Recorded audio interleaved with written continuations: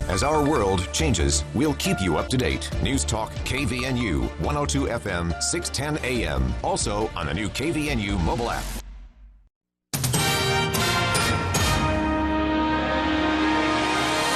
KVNU News Time is 5:03. I'm Bill Walter with this news update. October is Domestic Violence Awareness and Prevention Month. Each week during the month, KVNU's For the People program will highlight the work done at CAPSA, Citizens Against Physical and Sexual Abuse. Last week, Alina Oling of CAPSA talked about their priority for the month. So awareness is really ensuring that survivors know that resources are available, resources like CAPSA. But in addition to the awareness of resources available, I think it's also an awareness for just community members of the prevalence of this issue, as well as an acknowledgement that we need to talk about it and be actively engaged in this cause. She said that 1 in 3 women and 1 in 5 men in Utah are impacted by interpersonal violence, whether it's domestic, sexual violence, stalking, and things of that nature. Nationally, the number for women is 1 in 4, and people often will ask, well, why is it higher in the state of Utah?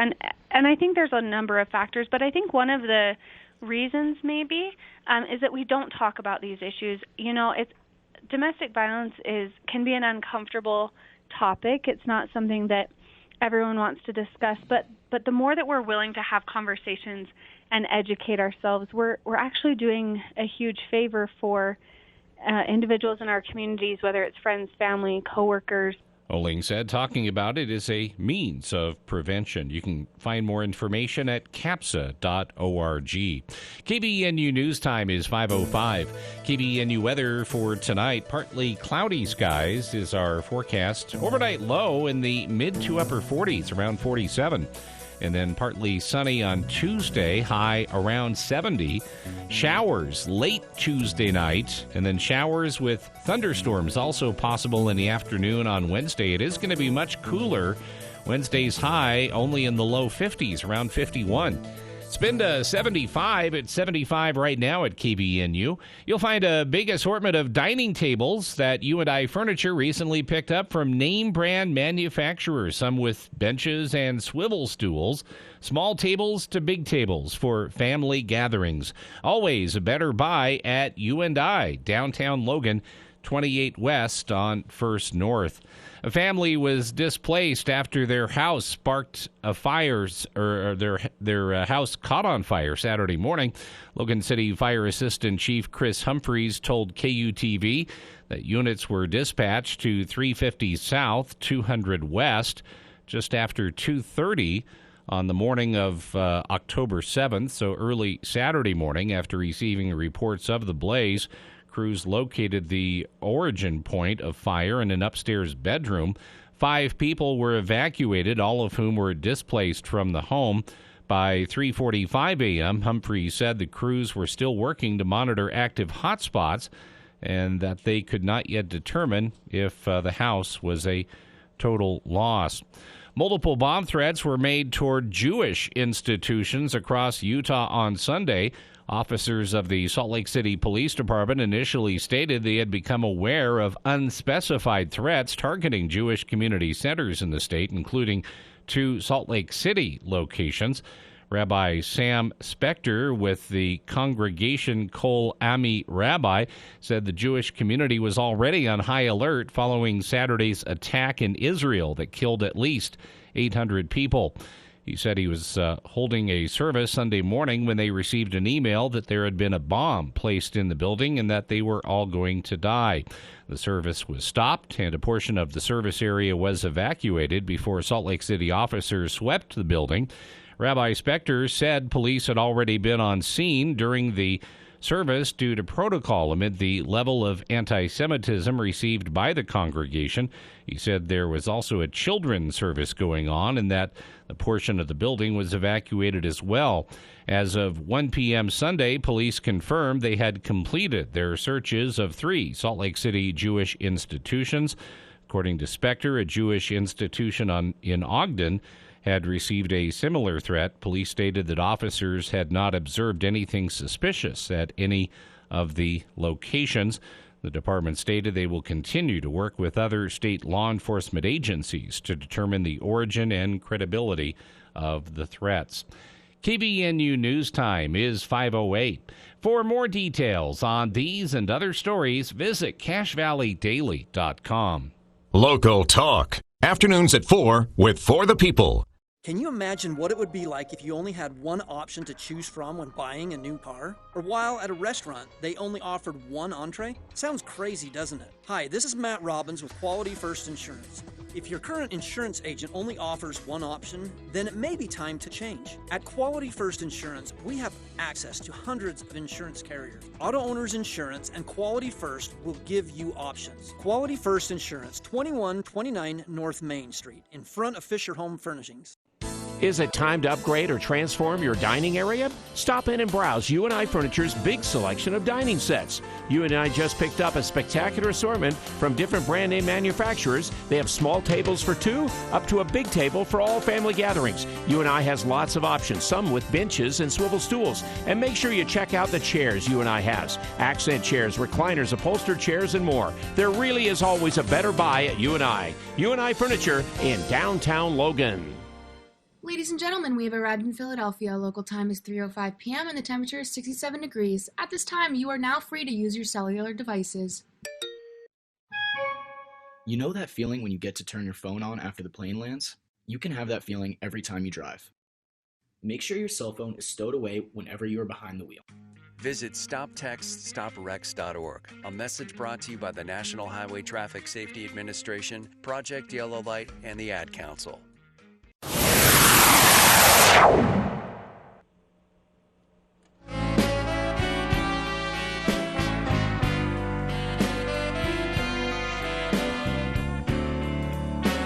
Welcome back to KVNU's For the People. Hour 2 of today's show with a very special guest joining us here. I say this all the time on the show, no race should ever go unchallenged.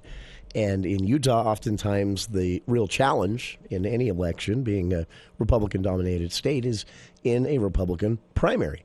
And with that in mind, news a few weeks ago that State Representative Phil Lyman was joining the gubernatorial race here in Utah. He will challenge current Governor Spencer Cox, and he has announced that officially again a few weeks ago. And I've posted some information where you can contact Phil, get in touch with his campaign and more on our Facebook page, but we'll talk about it here as well. Representative Lyman will actually be in Cache Valley this week. And Representative Lyman, I thought about saying you represent a House district in the southern part of the state, but that doesn't really capture the district you represent. It is the southernmost southern part of the state, right? This is a very rural district. And I assume that that's part of the reason you decided to throw your hat in the ring. Well, yeah. I mean, District 69 is huge. It's by far the biggest House district. There's 75 districts, and mine covers close to a third of the state with Kane, Wayne, Garfield, Emery, Grand, and San Juan counties, pretty much all of those in it. So it's really big geographically. It has the same number of people as the other districts. So, yeah. Sure. For those who aren't familiar, I've posted a map on our Facebook page as well. Representative Lyman, this is we face this here in Cache Valley. I get frustrated because our lawmakers, when the session is in, will refer to Cache Valley as a satellite community. We've lost that official rural designation. We're now considered a satellite community of the Wasatch Front. But most of northern Utah, at least in our minds, and in Ridge County and Box Elder County, still very much the case. Also a very rural part of the state. And sometimes, I'll be honest, it seems as if the urban areas where, granted, most people live, dominate the legislative session and a lot of our policy. Well, it's interesting. Utah is not, even if you live in the urban areas, it's not Chicago or Los Angeles. It's still Utah. It's still the West. And sure. And I think, honestly, sometimes like our county class designations do more of a disservice than a service because they try to differentiate based just on the population of the county. So you get a county, say like Tooele, that has some pretty good population, but it's still very, population density is very low. Or even you go into Davis County and Salt Lake, and the people live there because they kind of identify with this Western lifestyle. They like the mountains and the skiing and the outdoors, and so they may live in a city, but they still live there. They still live in Utah because they like being, in the West and having kind of that rugged individualist lifestyle. I believe. Sure. I've always, I've followed the legislature for a long time, and I've always thought when it comes to you, Representative Lyman, you wear a few different hats. You can be a bit of a firebrand on Twitter, stirring up some controversy here and there. Most people who have maybe Googled your name might find stories about the ATV protest and the arrest and the pardon from President Trump. But as a lawmaker. You're not a bomb thrower. You're not there to muck up the works. In fact, looking over, some of your legislation just the last few sessions before the interview today, you've got some red meat issues like independent election audits and firearm possession laws, but you also worked with Democrats on child abuse reporting amendments, which I think, honestly, that combined with some work of Senator Todd Weiler this past session were two of the most important bills of the session, but didn't get a headline, unfortunately. But can you talk a little bit about your philosophy to being a lawmaker and how that would, how you'll translate that over into the governor's office if elected? Yeah, and I appreciate the question and the way you framed that. One of the most surprising things to me when I got in the legislature was kind of the fluidity of our laws and how easy it was to make a law. Sure. Sitting in a committee talking about, transitional therapy for kids who are transitioning genders, and it's like I'm sitting there thinking, this is way above my pay grade.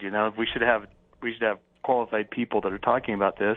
But that's the way it is. You get a citizen legislature, they come up and you find out really quickly you've got to do a lot of homework and you've got to think through things. You've got to talk to a lot of people and get their perspectives, and so that's been really eye-opening. And I love the legislature. I feel like too often we delegate our real authority to the agencies for rulemaking, like the Department of Health, where people elect us and vote for us. Sometimes we don't pass clear enough laws. We just hand it off to the executive agencies. And if I were the governor, I would push to tell the legislature to, go back, do your job. I'd like to see more resources devoted to the legislature and less to the executive branch. Sure. So that those things can be done by a true representative body that listens to their constituents and who's politically accountable for the decisions that they make, and they can't just pass the buck off. So I guess if you're saying how would that translate to the governor's office, that's the first thing I would do. One of the first things I would do is try to empower the legislature to be more informed and effective in the decisions that they're making, and then send bills back to them that leave too much, to the rulemaking power of the agencies. I think that does a disservice to the citizen. It's often, I don't think the media necessarily does this on purpose, but sometimes you read the headlines of a legislative session, and it's easy to miss the fact that this is my favorite part of the legislature. It is rarely, because there are so few of them, it's rarely a fight between Republicans and Democrats. Those issues, when they do pop up, make a lot of headlines, and people get the impression that's how the legislature works. But it's more often an argument between the House and the Senate, or the House and the Senate and the governor's office. And that's always been fascinating to me. And one of my favorite questions, because I wish we saw more of it actually sometimes, but for anyone running for governor, would you be willing to use that veto pen? Do you think it's used enough? Is there a healthy tension between the executive and the legislature now? And if not, would you change that?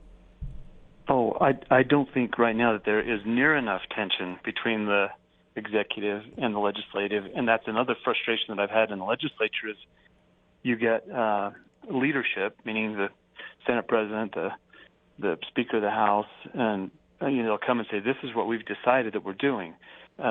Take some of the COVID responses, for example. It's like, this is what we're doing. It's like, well, I'm in the legislature and we didn't vote on that, and why is that just being handed to us as a pre-drawn conclusion, and then they want us to go vote on it, but they expect what they expect, and for me that doesn't really cut it. And then they say, well, how did we get to this decision? Oh, well, it's the capital preservation group. It's, well, who is that? Well, it's the speaker and the governor and the Senate president, and then usually Kem Gardner Institute's involved in there. And pretty soon it's like, man, who is making policy decisions in the state? If it's not the legislature, then it's something that wasn't authorized to be making those decisions. And again, the ability for people to unelect those that are making decisions that affect them has to be there. And right now, I think there's too little of that, mainly because it's getting done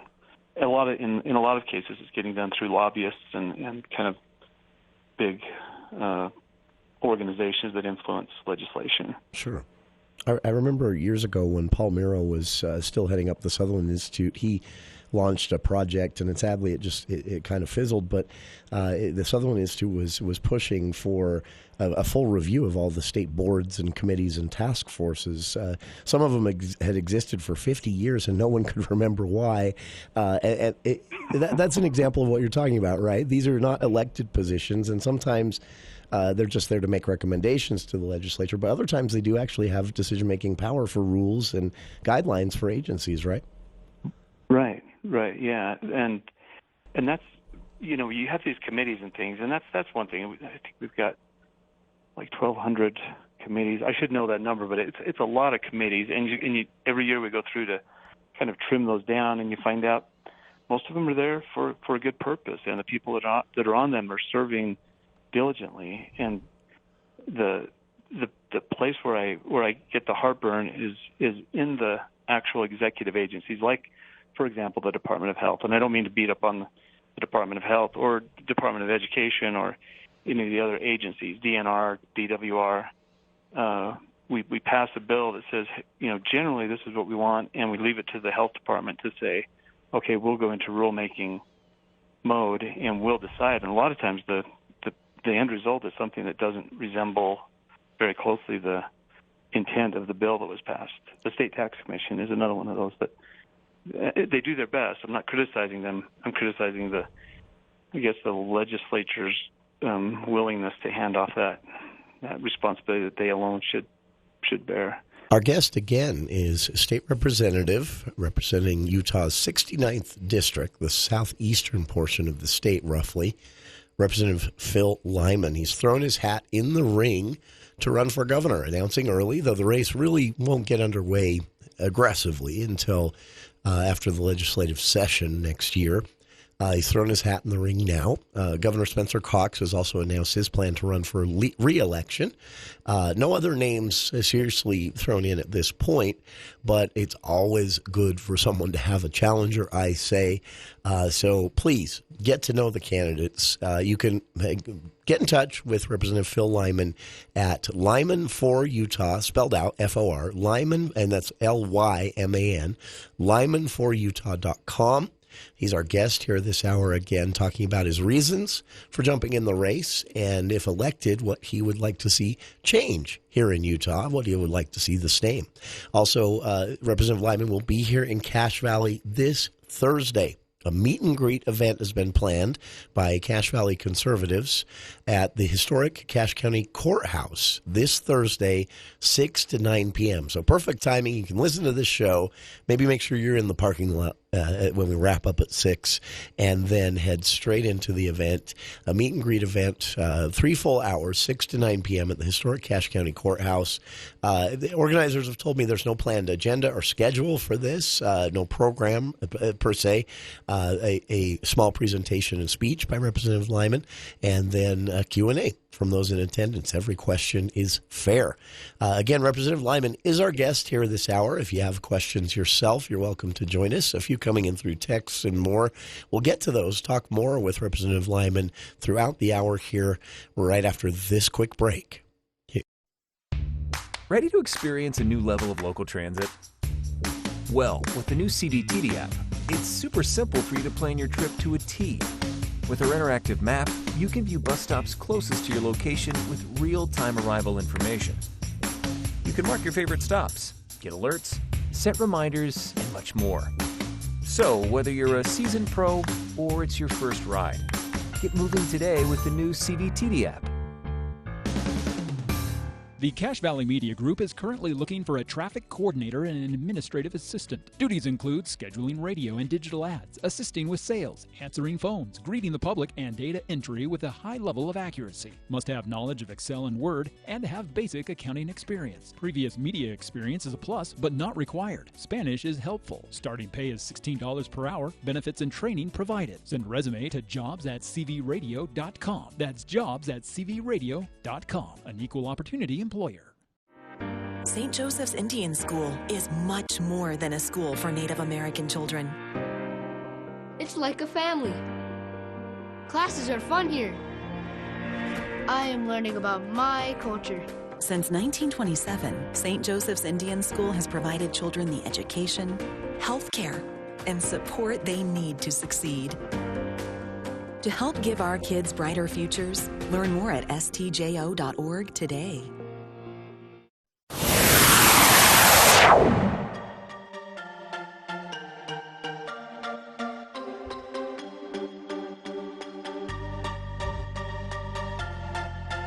Welcome back to KVN News for the People. Earlier today, we had a chance to sit down and talk with State Representative Phil Lyman. You're hearing that interview here this hour.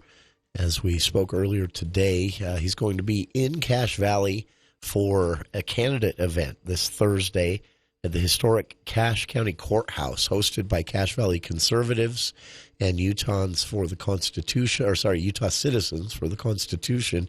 They're hosting this meet and greet event with Representative Phil Lyman, who is going to be here in town this Thursday, October 12th, 6 to 9 p.m. at the historic Cache County Courthouse, 199 North Main Street in Logan.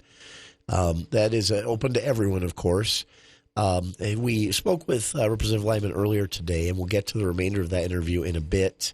I want to just throw out again, you can get in touch with him and his campaign at lymanforutah.com. You can also find him and his campaign on Twitter, Facebook, Instagram.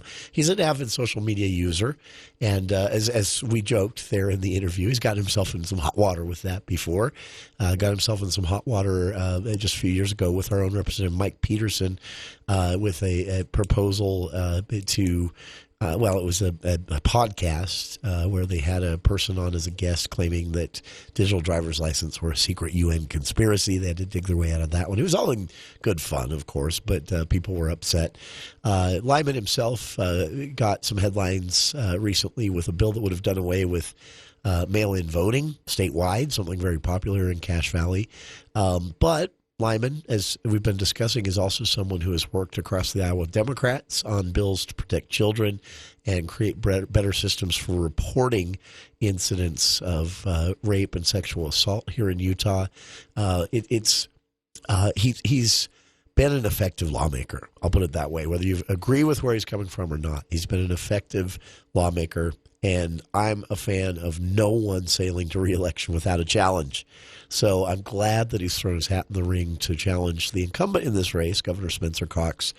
We'll speak more with Representative Phil Lyman coming up on the other side of the news. Before we get back to that interview from earlier today, though, when we sat down with Representative Lyman, I want to clear something up because apparently in Hour 1 I created some confusion for some listeners, and I apologize for that.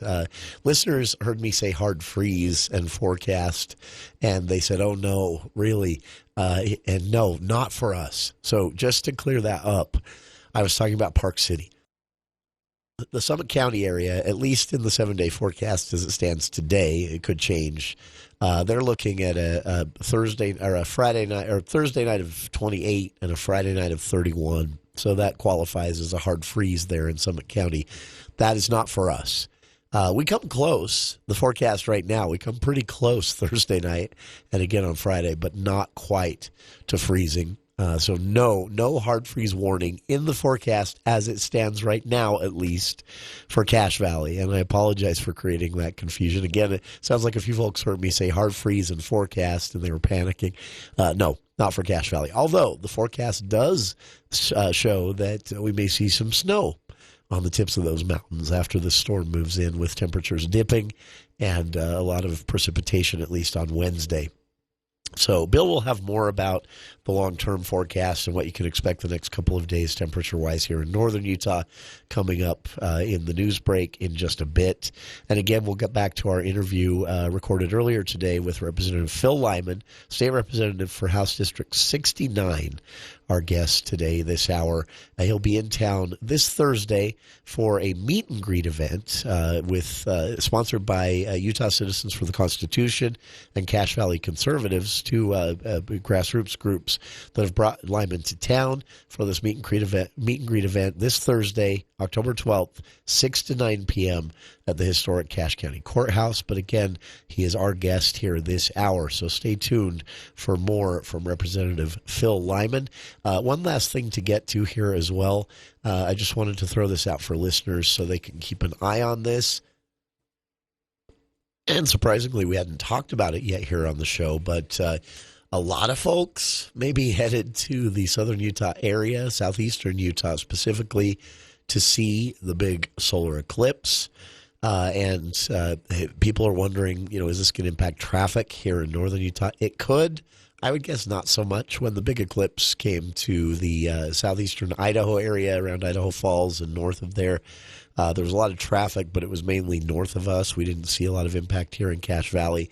I would guess would be the same for one in southern Utah, further away even than from us than the one a few years ago. But for those in Cache Valley, you may want to mark the calendar, October 14th. On the morning of October 14th, the annual solar eclipse will be viewable in one way all over the state of Utah. Now, the best area, of course, is that southeastern portion of the state. But here in Cache Valley, we will be able to see the Ring of Fire, as it's known, here in Cache Valley as well. Weather may or may not play along on Saturday morning. We'll see. But the James Coburn, laboratory supervisor James Coburn, for Utah State University, said eclipses like this happen every year and a half or so, but can only be seen from certain locations. This year, the first time since 2012, the annual solar eclipse will be viewable from anywhere in Utah if the clouds participate. Forecast is for partly cloudy or mostly cloudy, depending on which forecast you look at that day. So, again, that is the morning of October 14th, this Saturday. Just wanted to make sure everyone got that on their calendar. We'll take a look at the local headlines now, and when we come back, more of our interview earlier today with State Representative Phil Lyman, who has thrown his hat in the ring to run for governor here in Utah, challenging incumbent Spencer Cox.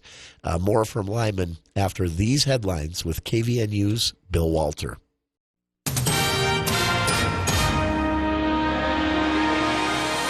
Thank you, Jason. KVNU News Time is 5:31, and this look at the news is brought to you by Logan Extermination. The Cache Valley Mall was temporarily evacuated due to a bomb threat. The threat was reportedly received by mall employees early this afternoon. Logan City Police Captain Shan Nazer said that the mall's management received an email stating that a bomb was somewhere in the shopping center. It was reportedly very vague and didn't have any local ties. Similar emails were received by several other malls in the state on Sunday. They were all later determined to be hoaxes. Nazer said even though the threat did not appear to be credible, law enforcement still must take it seriously. Out of an abundance of caution, mall management closed all of the stores temporarily. A canine from Utah State University, Utah State Police, was being brought in to search the premise and make sure there was no explosive device. No injuries have been reported. Nothing suspicious was found at Red Cliffs Mall after a bomb threat was made toward the St. George Shopping Center, along with every mall in Utah yesterday. The general manager at Red Cliffs Mall reportedly received an email just after 11 a.m. Stating that a bomb had been placed in the mall and in every mall in the state. Mall security circulated the area but did not find anything suspicious. The Washington County Bomb Squad and 3 bomb dogs responded. Officials said the mall was closed for about 1 hour after the mall's scheduled open time while they investigated. Red Cliff Mall later reopened. The bomb threats at those locations, as we mentioned before, were not found to be credible. And also, officers stated in a press release that they were made aware that several Jewish centers in Utah and others had received similarly worded emails. Utah State University's Women in Leadership Project recently published an update to its research and policy briefs from 2016 and 2019, which studied the gender makeup of the state's commissions and boards. The numbers from the new report indicate positive trends in improving the status of Utah women. Data from 2019 to 2023 indicates 38.8% of seats are held by women, which is a 6.1% increase from the numbers from between 2016 and 2019. UWLP founding director Susan Madsen said Governor Spencer Cox's Office of Boards and Commissions was helpful with data collection in addition to searches of board websites and contacts with board representatives. Madsen said it's important to compare the data to get a clear understanding of the progress being made. Developments in the last several years are encouraging, yet some state agencies still have little gender diversity on their boards.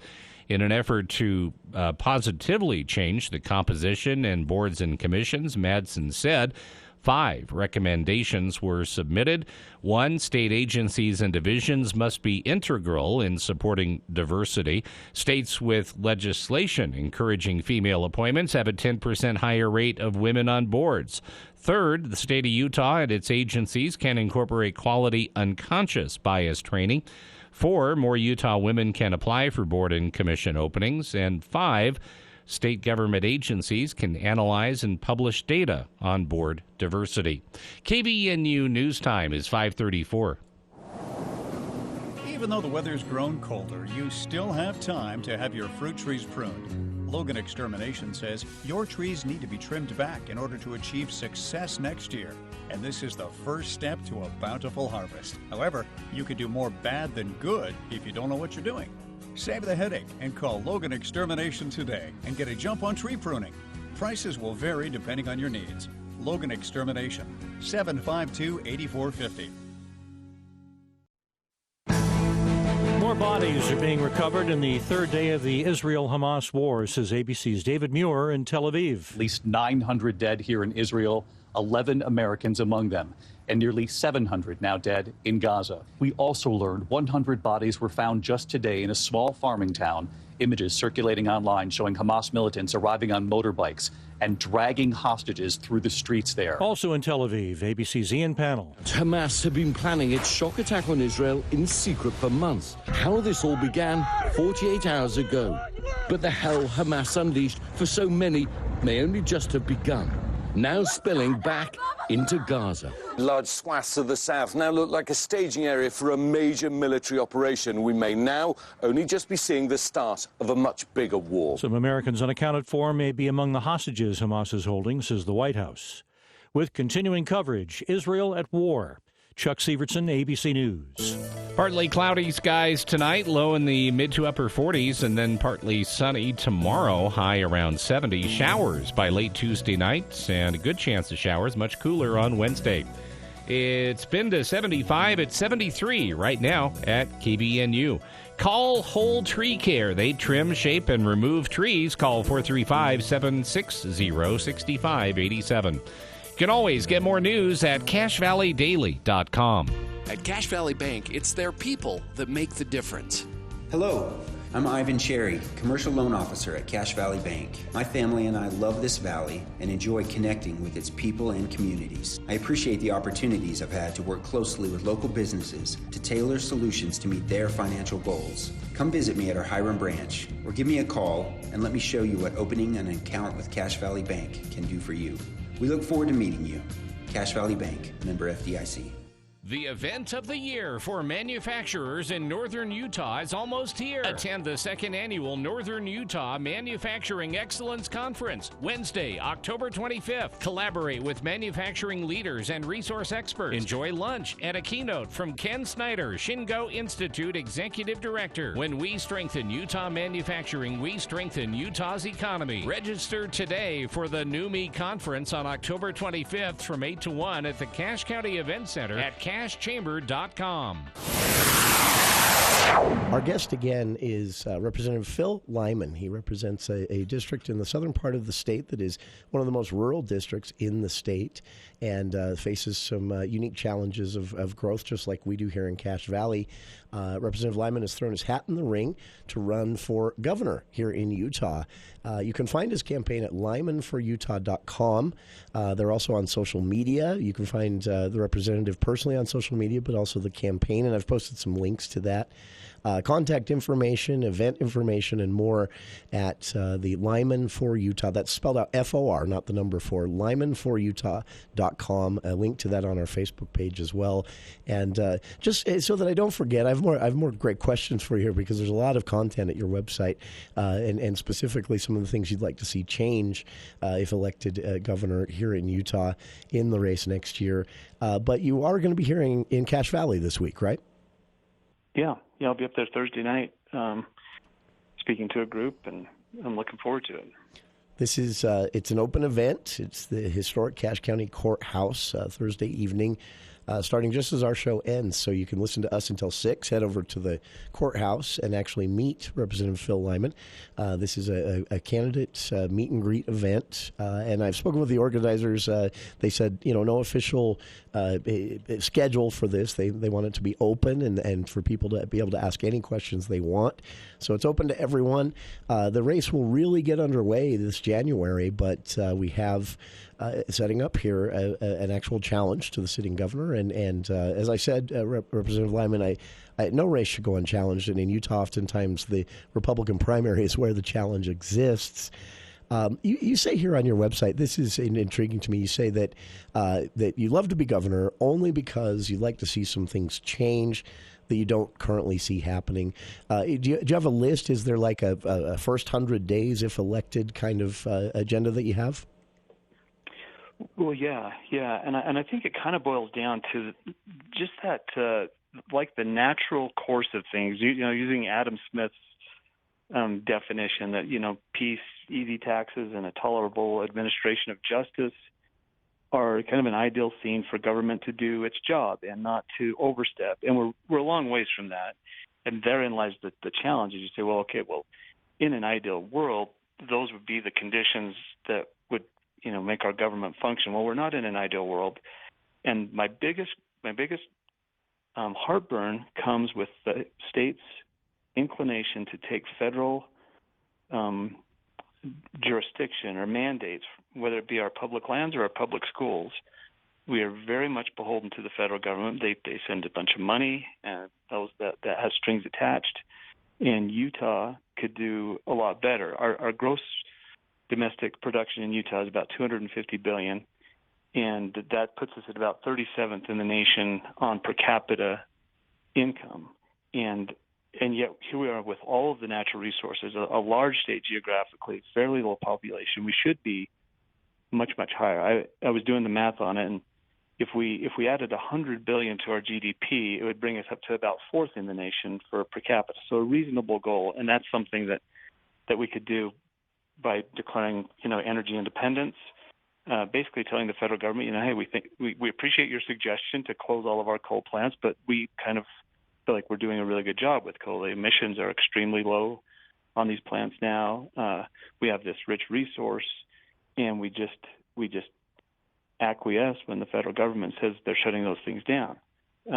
We've got in the legislature, we've got the Constitutional Defense Council, and now we've got the Federalism Commission, both of which are intended to evaluate the constitutionality of executive orders coming down from the federal government. And I passed a bill in 2021 that said that state agencies are prohibited from implementing the provisions of those executive orders if we've determined that they are not constitutional. So I think that, sorry, this is a long answer to a short question, but I think that's the flavor of what I would want to do, is to say, we are a state, a bona fide state. We're not an administrative subunit of the federal government. And as a state, we're going to look out for the interests of our citizens, and those come before the interests of the environmental groups that are, influencing the Bureau of Land Management in Washington, D.C., and all these things that are happening that are really, really dysfunctional and really detrimental to Utah's economy and to our people and jobs and everything. This is a perspective that you've always been consistent with in your time representing House District 69 and bringing that to the legislature. And again, I've always appreciated that it's nice to see someone who isn't, trying to hold back their personal opinions on social media or even in in-person meetings, but at the same time, respects the process, respects the institution of the legislature and the governor's office and the process behind that relationship.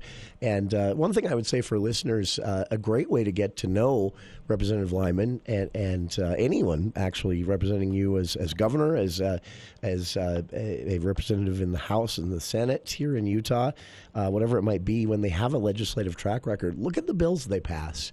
And again, I have to say for you, Representative Lyman, and I mean this in a complimentary way, they're all over the place.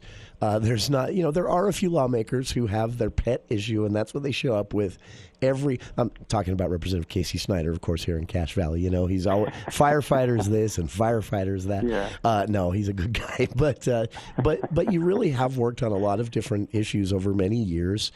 And do you have any regrets from legislative sessions? Anything that, if you're elected, of course, you won't be in the legislature anymore. Are there any issues that, for people to, as a way to get to know you even more, that seem undone to you that you hope someone else, if you're elected to governor, picks up the mantle and runs within the legislature? Well, I started what I called the Yellow Cake Caucus when I got in, and I remember that. Such a great caucus. And I was naive when I got in. I thought, well, what do my counties have in common? And it's energy. And Yellow Cake is, the foundational element to do nuclear energy and things like that. So I thought, well, Yellow Cake, people that don't understand will just think we're having, a tasty dessert. And those that do understand it will know that we're talking about energy. But it's become, and it's a caucus that is flipped on its head. Instead of legislators at the dais with, an audience and listening to them, it's the county commissioners that sit at the dais, and the legislators, if they want to come, can come and listen to the county commissioners and their interests. And it's a little bit self-serving, because in my district, I'm representing a third of the state geographically, and I'm just one person, so I have very little influence when it comes to lobbying for Lake Powell versus lobbying for Utah Lake or something like that. Sure. But when I activate the county commissioners through the Yellow Cake Caucus, I can tip the scales a little bit, because now I can get 21, county commissioners or more up there to learn about some of the issues, and then they can work with other legislators, and we get a little bit bigger leverage, I guess, at the legislature. So if I'm out of I will be out of the legislature, and I want to make sure that the Yellow Cake Caucus, in some form, is alive and well, and that we're talking about nuclear energy, which is really, really important, and that we're talking about these smaller counties, resource-rich, population poor counties, and that they have a strong voice, because it's to the benefit of Utah to have that. That speaks to that phrase you used there. I like population poor but resource rich. This is what frustrates me at times when the urban issues, and I understand most people live on the Wasatch Front and in Salt Lake and Utah counties here in the state, population-wise overall, but we don't have an economy without the resources, what's happening in these rural areas, right? Our economy, we lose a good 45-50% of it if all work were to stop in those counties, and that's easily forgotten, right? Right. Well, and it's interesting to me, the amount of resources and money that's spent on the Wasatch Front. It's kind of a concentration of the population and the education and the events, and it's really a problem that feeds itself. So you end up with all the problems kind of on the Wasatch Front.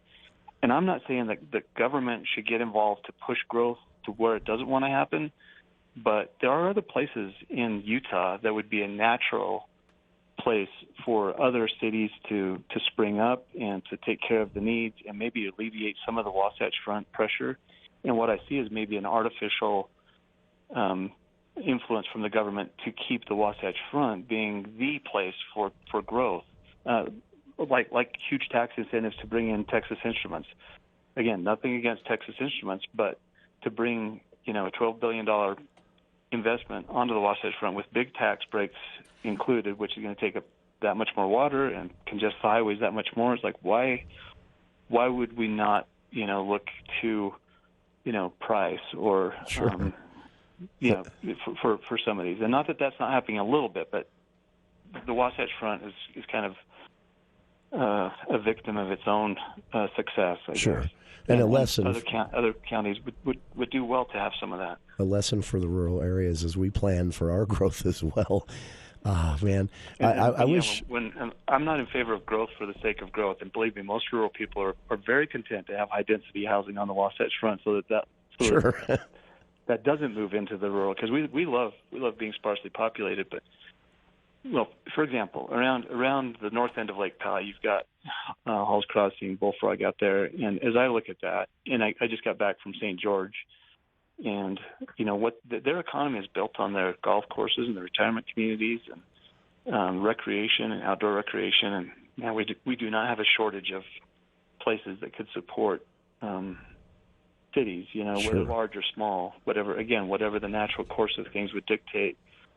But right now, it's like an impossibility to see Tickaboo, for example, grow like it would naturally without all the restrictions. Sure.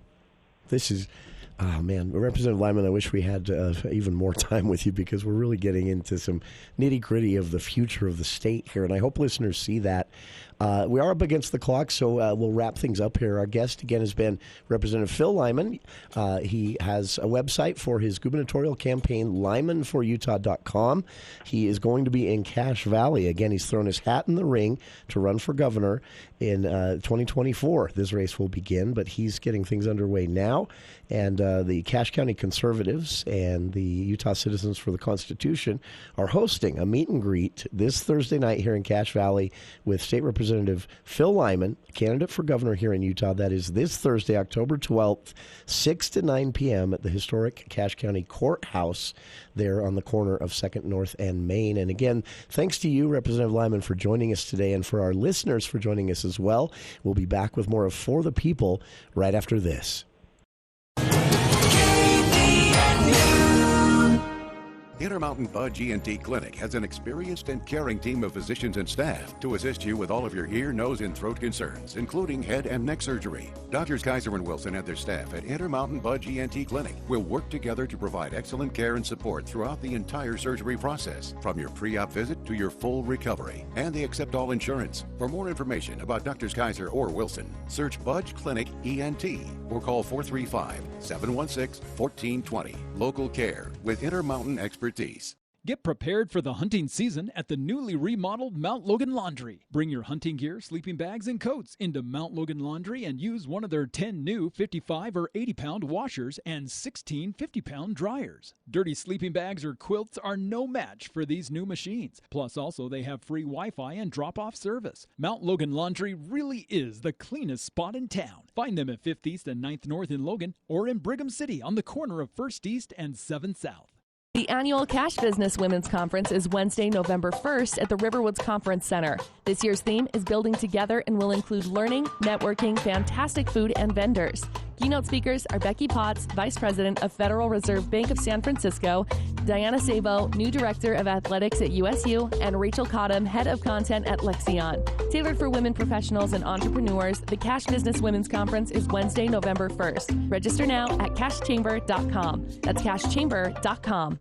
Hi, I'm Dr. Keith Nelson, board-certified, fellowship-trained orthopedic surgeon, and I want to restore your active, pain-free life. I've been an innovator in the treatment of knee pain caused by arthritis and sports injuries for 27 years. I'm the only surgeon in northern Utah to offer Omnibotics, a robotic-assisted knee replacement for your arthritic knee, which has a 97% patient satisfaction rate. Don't live with your knee pain another day. Visit drkeithnelsonortho.com. That's drkeithnelsonortho.com.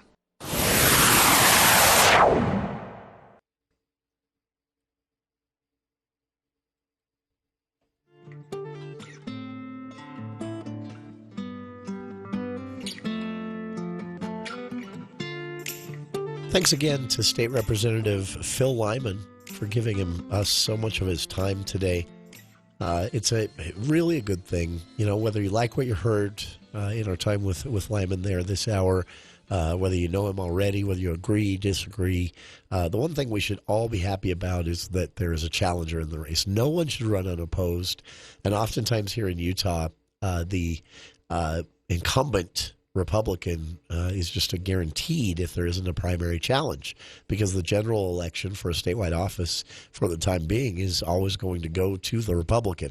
But in this case, you'll at least have that primary challenge that will play out. Again, these races really don't heat up until after the legislative session next year.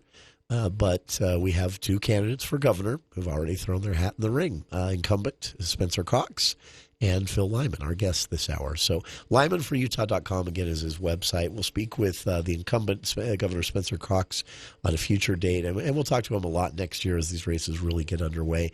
And again, Lyman will be in Cache Valley for a candidate meet and greet event this Thursday, hosted by Cache Valley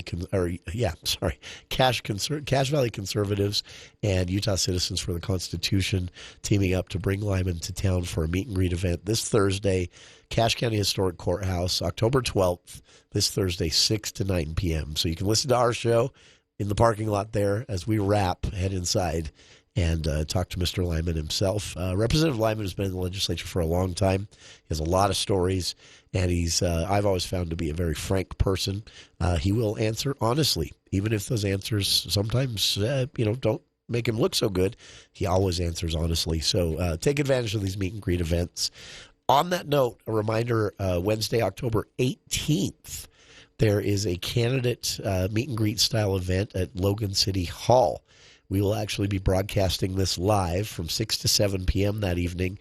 I'll be moderating the event there from Logan City Hall. 6 candidates for city council. 3 of them will be elected. So you will have to choose between the 6 as a Logan resident. And Wednesday, October 18th is your chance to get out and meet them in person. This is a 2-hour event, 6 to 8 p.m. We're broadcasting the first hour live. That will be a more formal town hall style with rules and timers event. And then from 7 to 8 p.m., our broadcast will end. We'll move on to the coaches show here on KVNU, scheduled for that same evening at the in-person event at City Hall. The event will continue in a less formal style, with me throwing some questions at the candidates and hopefully creating a bit of a back and forth. That will be my goal, at least, to get a back and forth going. So that's Wednesday, October 18th, meet and greet event for the candidates. You'll be able to hear it live here on our show starting at 6, just as we wrap For the People up that day. So people might wonder, how am I going to get to Logan City Hall at 6 when this show ends at 6? Well, the hour or 2 of our show on October 18th will be pre-recorded, to say the least. Just want to throw this out there one more time as well. People have been asking, we've got a lot of questions from people about traffic coming up this weekend with the big solar eclipse, and the southeastern portion of Utah seems to be where everyone from all over the country is headed. Remember when this happened in 2012 in the Idaho Falls area? Freeways backed up for 8 to 9 hours from Idaho Falls south. People wanting to know if the same thing's going to happen, if it's going to affect even the freeway coming in from Twin Falls or from Rock Springs area. It could. I'm no expert on eclipses and how they affect traffic. I know what we saw last time was intense, to say the least, but when it was this close to us. On the bright side here in Cache Valley, now southern Utah, you're on your own. Good luck. We got it a few years ago. It ain't fun. I mean, it is fun, but it isn't that much traffic for that long on the freeways. Not a fun thing. For Southern Utah, best of luck to you. I hope you're ready for it. For here in Northern Utah, I think we're far enough away. We shouldn't see. I'm sure there's going to be increased inbound and outbound traffic before and after the weekend, but I don't think it will be 8 hours of nearly stalled traffic creeping along the freeway like we saw out of Idaho Falls several years ago, because it's further away from us. It probably will happen down there, but I think we'll be okay. But if you do want to see the solar eclipse, this is one that now, weather allowing, because the forecast for Saturday morning is partly cloudy. In some areas, mostly cloudy. So fingers crossed we get some breaks and you can see it. But the best time is the morning of October 14th. The annual solar eclipse will be viewable all over the state of Utah. Now, the best area, again, is in southern Utah near Blanding. That's where everybody seems to be headed. Should have asked Representative Lyman if he's prepping for that. That's part of his district. Can't believe I didn't think to ask. The Ring of Fire, as it's known, will be visual all over the state of Utah. It can only be viewed entirely, meaning an angle where you can see the full eclipse from central and southern Utah. But we'll be able to see the Ring of Fire. You'll notice the eclipse. It won't get as dark here because we're on an angle enough, but you'll still be able to see it. And again, the James Coburn, the laboratory supervisor for Utah State University's observatory, said that though eclipses like this happen every year, the areas where they're best viewable can be very fun to be at. If you plan to make a trip down there, plan ahead, to say the least.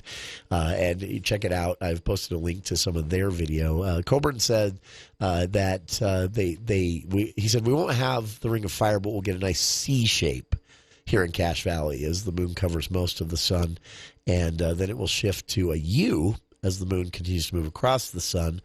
From our angle, it'll go from a C to a U. And the moon will appear to cover about 84% of the sun by about 10:30 a.m. Saturday morning here in Cache Valley. So you will be able to see it. You don't have to head to southern Utah and be a part of that crunch of traffic and more in order to see it. That is where you'll see the full eclipse, but here in Cache Valley, you'll at least be able to see up to 84% of the eclipse. And it will hit its zenith, the highest point of the eclipse, by about 10:30 a.m. Saturday morning. So, cross your fingers. Those forecasts for partly cloudy hold up, not mostly cloudy or all cloudy. Be able to see here in Cache Valley without leaving the comfort of your own backyard. That's our show for today. I appreciate everyone tuning in. I appreciate Representative Phil Lyman for giving us so much of his time. Please be back with us tomorrow. Our next segment, spotlighting work of CAPSA in honor of Domestic Violence Awareness Month, kicks off the show tomorrow at 4. Dave Ramsey is next here on KVNU Logan.